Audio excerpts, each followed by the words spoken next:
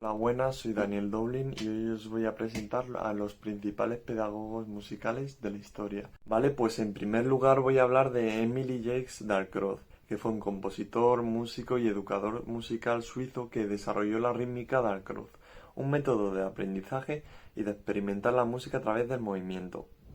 Dalcroze puso la tarea de proponer una filosofía activa de la educación musical que conecta el sentir, el escuchar y el hacer, y el crear, a través del cuerpo, la sensibilidad y el intelecto como elementos indispensables para adquirir un conocimiento musical integral.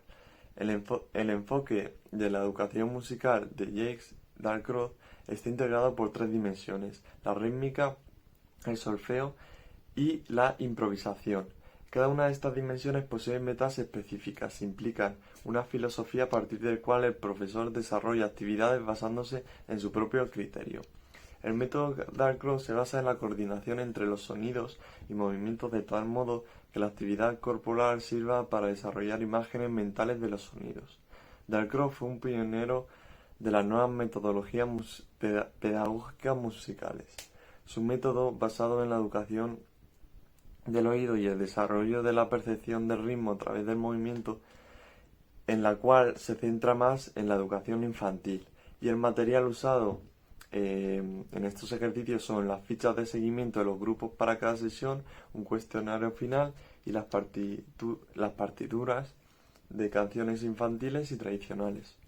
Vale, pues en segundo lugar voy a hablar de Kodály, que fue un pedagogo musical, escritor y compositor. Se basa en la idea de que la música es una entidad universal y como tal pertenece a todos los seres humanos.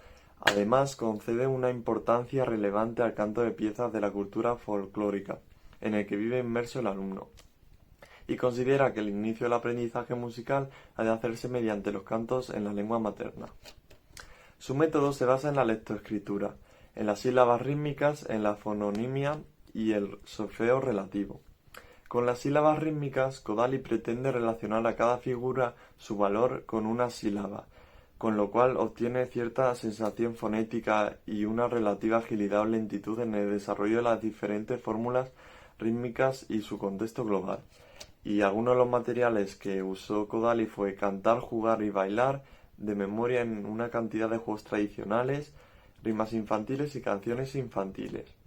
Interpretar, escuchar y analizar la música clásica, desarrollar las habilidades musicales de leer y escribir con la lectura del pentagrama y por último improvisar y componer. Vale, el tercer autor es Edgar Williams, que nació en Bélgica y fue sin duda uno de los grandes pedagogos del siglo XX.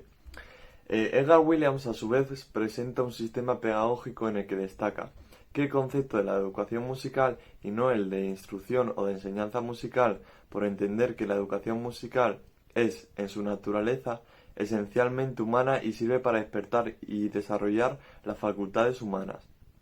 El método Williams da una gran importancia a los elementos naturales. El primero es el movimiento y la voz, que están en todo ser humano. El aprendizaje de la música es como un lenguaje, y como nuestra propia lengua. Precisa a través de la experiencia personal que está basada en la escucha y así conseguimos una memoria y coincidencia a través de la imitación y la invención.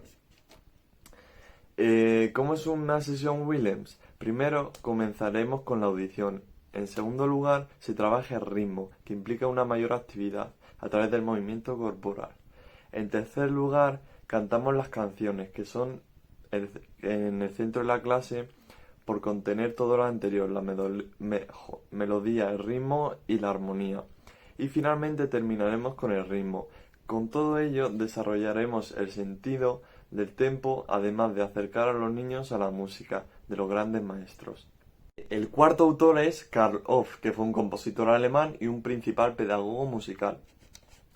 Su filosofía resalta la importancia de la experimentación, de los elementos más simples de la música aplicados a la ejecución instrumental o vocal, y al movimiento corporal como medio de aprendizaje y desarrollo de la creatividad.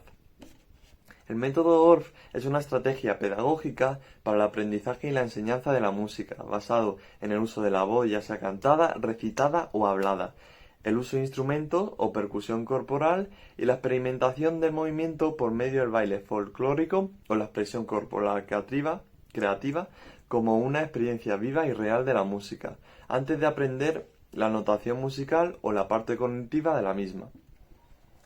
El procedimiento. El entrenamiento melódico se realiza a partir del recitado rítmico de rimas, adivinanzas, que entonarán utilizando el intervalo más sencillo y común de las canciones infantiles.